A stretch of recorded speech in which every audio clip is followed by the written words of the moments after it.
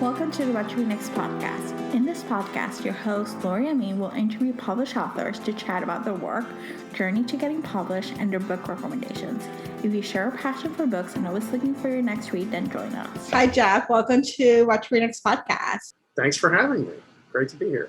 So happy to have you here. So tell us a little bit about yourself. Well, I'm a transplanted Midwesterner. I grew up in a town called Freeport, Illinois.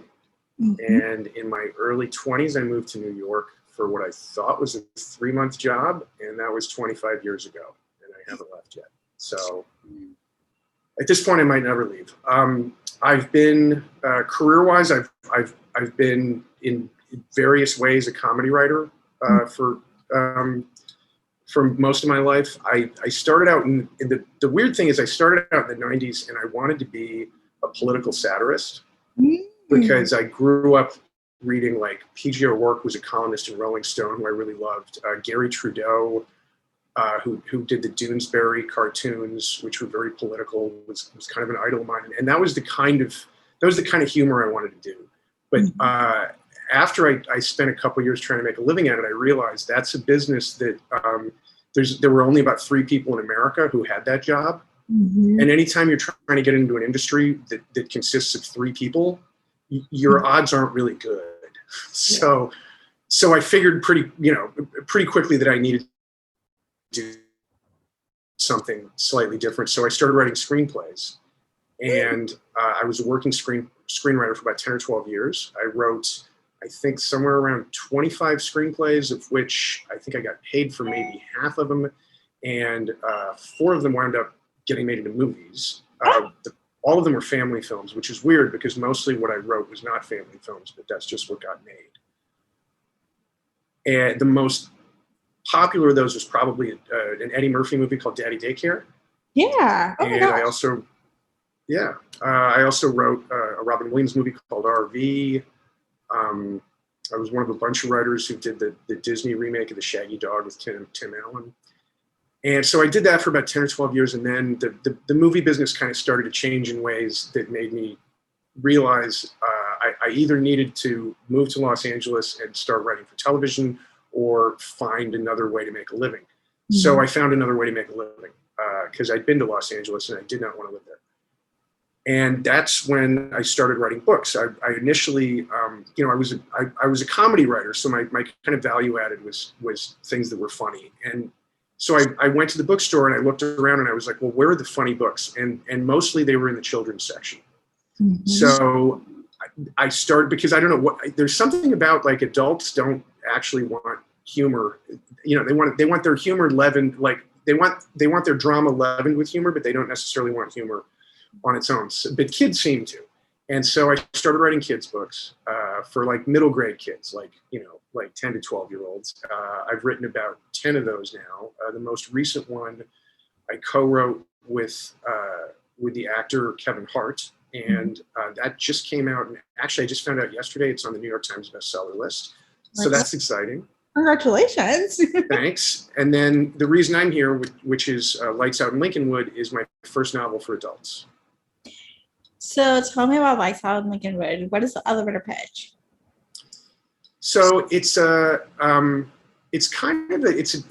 family drama wrapped in a disaster story with a real strong sort of comedic sensibility, and it follows a family of 4 in a wealthy New Jersey suburb over the 3 days after the entire technological infrastructure of modern society suddenly collapses on a random Tuesday morning.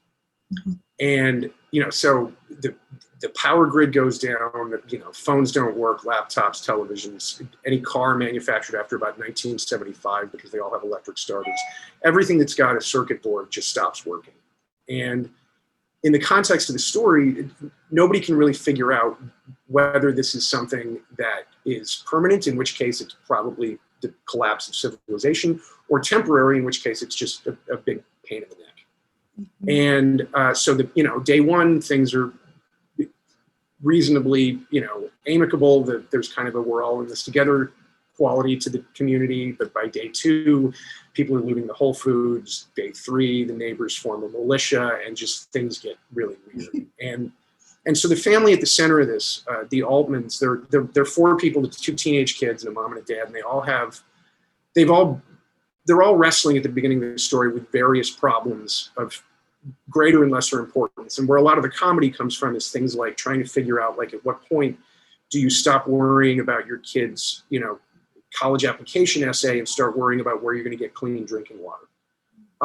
But the one exception to that is the mom in the family, Jen, who, when the story opens, has been wrestling with sort of like an increasingly serious drinking problem that she's been able to partially hide from, at least she's been able to hide the severity of it from her family. And on this Tuesday morning, she's resolved that this is absolutely, positively the day she quits drinking.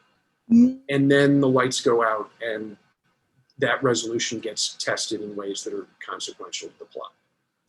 So I gotta say, that was a long elevator ride, wasn't it? Elevator ride, but it just reminded me. And you're a New Yorker, so you probably experienced Sandy.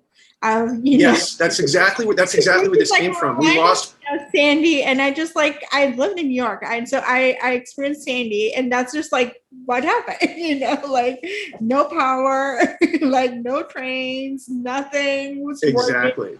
Working. Where did you live? Jersey City. I was stuck in Jersey City in the waterfront.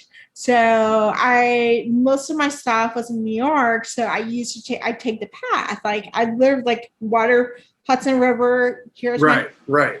Most of the stuff. So I was, and because I live in the same street as Goldman Sachs needed power. So they got power first. Oh, yeah. Their power came back first. Yeah. So I live in the same street. So I got power, but pretty much everywhere else was either flooded or there was no power.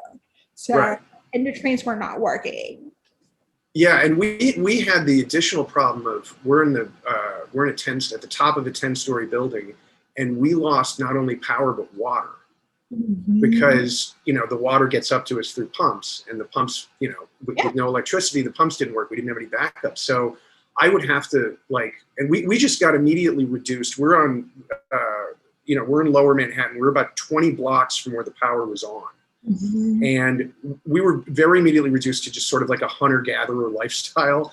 Like we had 3 kids, and like every morning I would have to haul buckets of water. The superintendent in the building had busted open a street hydrant and filled a giant garbage bin full of water. And so every morning I would get buckets of water, and I'd carry them up 10 flights of stairs so we could flush the toilet. Oh. And then we'd march the kids after we dealt with that. We'd march the kids up 20 blocks to where the power was on. Mm. And then we find them sandwiches at a deli.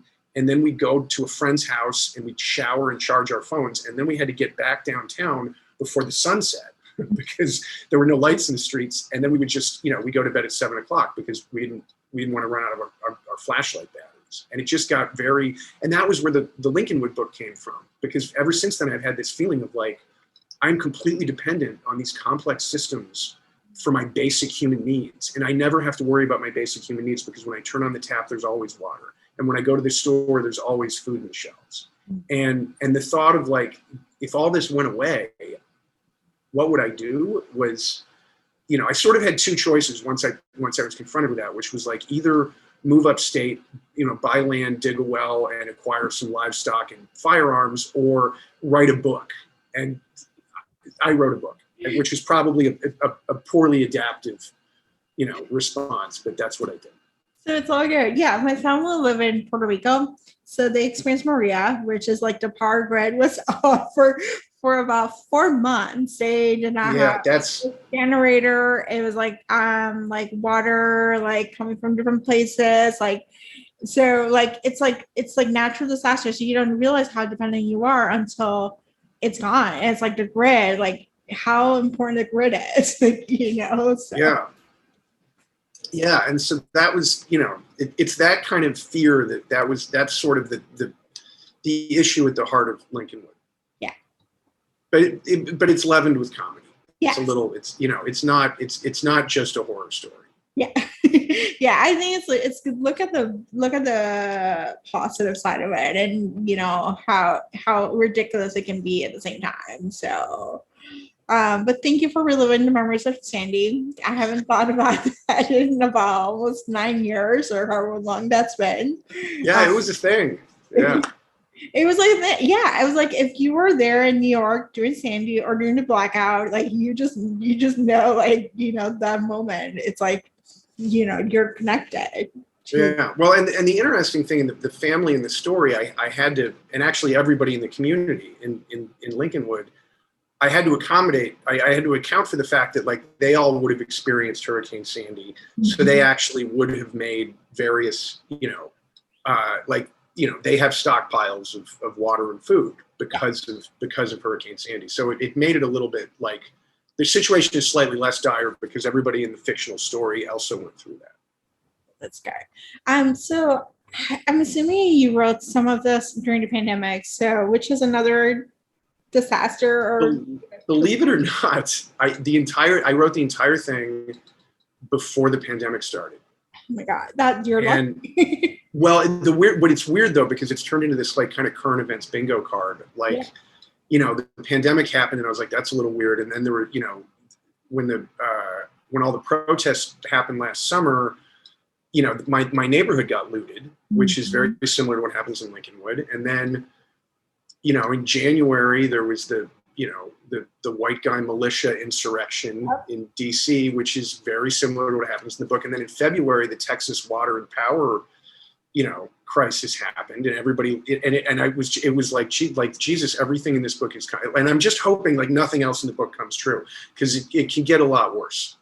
I hope so too. But it was weird though. And I also, the funny thing, I did do, I went through it, I revised it in the summer after the pandemic.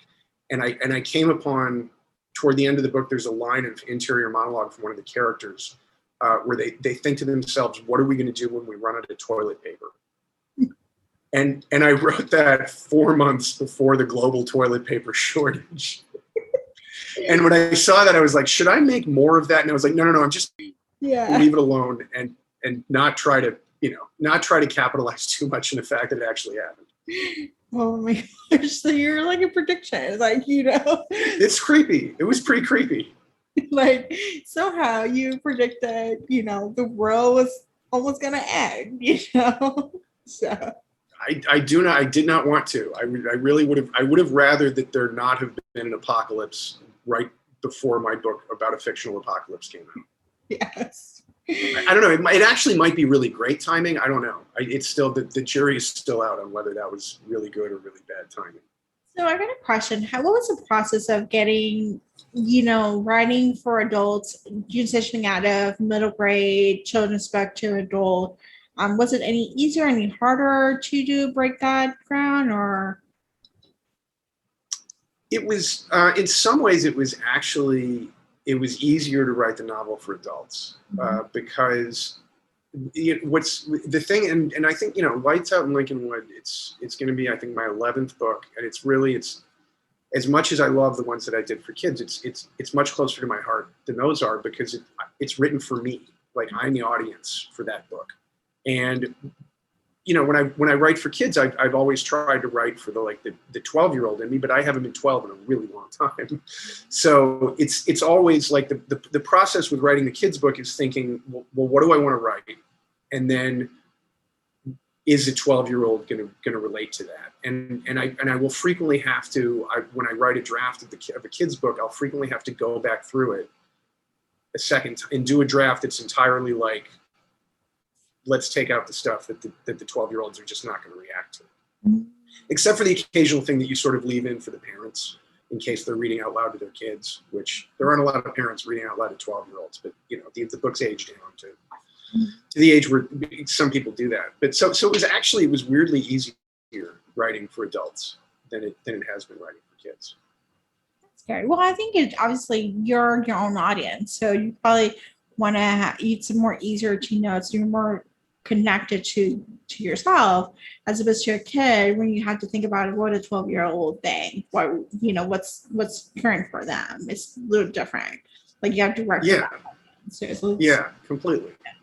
When you're writing for yourself, you're like, I would like this, I'll read this, like, this is fine. So well, and I also have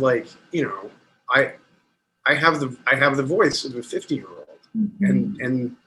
and you have to, and if I'm writing for adults, I don't have to modulate it. Mm-hmm. So yeah, it's actually weirdly easier for writing for adults. Although the thing that's interestingly more difficult is character backstories, mm-hmm. because when you're writing about a 12-year-old kid, you only need to figure out the first 12 years of their life. Whereas if you're writing about a 50-year-old, especially if you're writing about a 50-year-old couple, which I was writing about in Lincolnwood, like I needed to know what the last 50 years were like, and also what the 25 years of their marriage had been like. So that's, there's a lot of that sort of subterranean, the writing that never appears on the page that you have to come up with in sort of establishing who these people are and what their lives have been like. So that's one respect in which it's a lot harder. Yeah, I can imagine just thinking about like the baggage, the things that you need as a 50-year-old is very different than a 12-year-old. Like the relation with family, like how you relate to the world, how you see the world is very different, So. And you've gone through a lot of life phases mm-hmm. by the time you get to middle age. And yes. And if you want to write a psychologically believable character, you kind of have to figure out what their life phases were. Mm-hmm. So. But at the same time, it was a fun exercise. Like there are a couple of extended moments. The couple in Lincolnwood are Dan and Jen, and each of them has sort of an extended chapter of kind of sort of think like what led them up to these moments in their life that were kind of a lot of fun to actually write. I love this. So, what are you working next? It's funny. I'm a little bit at a crossroads where the Kevin Hart book has a sequel, and I just turned in the sequel. The first Kevin Hart book was called Marcus Makes a Movie. It's about a kid who makes a superhero movie with his friends. With they don't know what they're doing. They have no budget. They have no anything. They make a superhero movie. And at the end of that book, the movie they put it on YouTube and it goes viral. Mm-hmm. So book 2 is called Marcus Makes It Big, and it's about sort of both the good and the occasionally really bad things that can happen when you get that level of like sort of instant viral attention on the internet. And then that's finished, and I'm now sort of I'm with about maybe doing a television adaptation of that, also possibly a film adaptation of Lights Out in Lincolnwood. And then beyond that, I kind of have to decide. Like I have one more idea for a kids book that I really want to do, but then I think I might be kind of done with kids books, and I want to write another novel for adults because it was so much fun writing Lincolnwood. But I'm not 100% sure what it would be yet. That's so good. That's these things take a while. It takes a while, and it takes a while to gestate, the idea and to come up with it and try stuff. But your plate is full with like multiple projects. Well, it was full. It's a little empty right now, unless the TV and film things come to fruition. It's it's one of those. I was just listening to a podcast that they were interviewing this. I can't remember the name of the actor, but he was a Tony Award winner, and he gave this Tony acceptance speech. And one of the things he said was like, you should always remember at the top of every mountain is the bottom of another mountain. Mm-hmm. And that's what writing books is like. It's like, whenever I'm writing a book, I'm like, I can't wait until this is done, mm-hmm. which is the dumbest thing on earth, because once the book is done, then I have to figure out what the next thing is going to be. And that's actually really hard. So it's easier to be in the middle of writing a book than it is at the beginning of one and trying to figure out what it's going to be. So. Well, best of luck, whatever comes up. But I'm so glad that you have a New York Times bestseller book. You have an adult debut coming out this summer, and you have already finished the next book. So you're way ahead of yourself. So, well, thanks. Awesome. So, what has been a book that you have read over the past year that you can't stop rushing about that you recommend our listeners to pick up?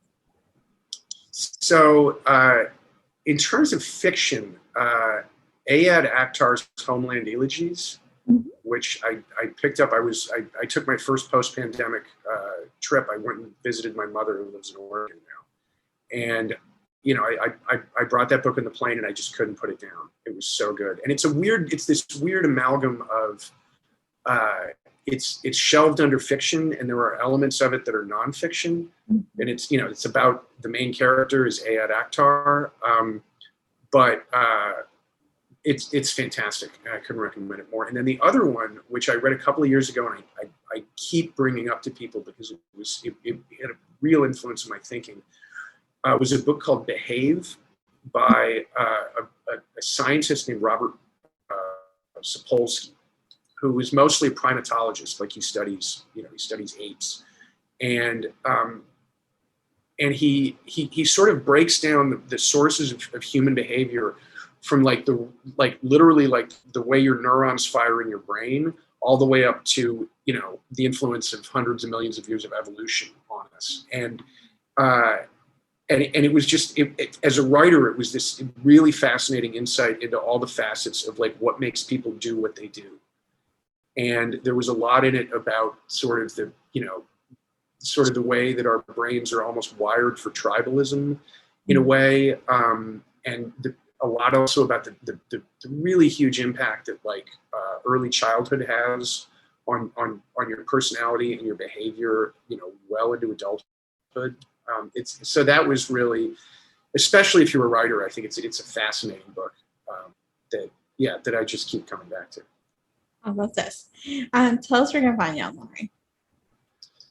online. Twitter and Instagram at Geoff Rodkey, and the books I would like to think are available wherever fine books are sold. Mm-hmm. If you put Lights Out in Lincolnwood into the search bar, it should come up at most bookstores, and also hopefully at most in-person bookstores. Yeah, fingers crossed. That is very true. Thank you, Geoff, for being on the show.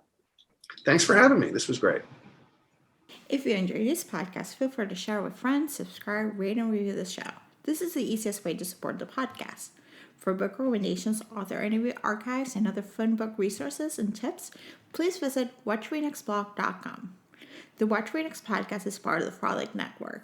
To discover new shows to listen and love, please visit frolic.media/podcast. Thank you so much for listening and have a great day.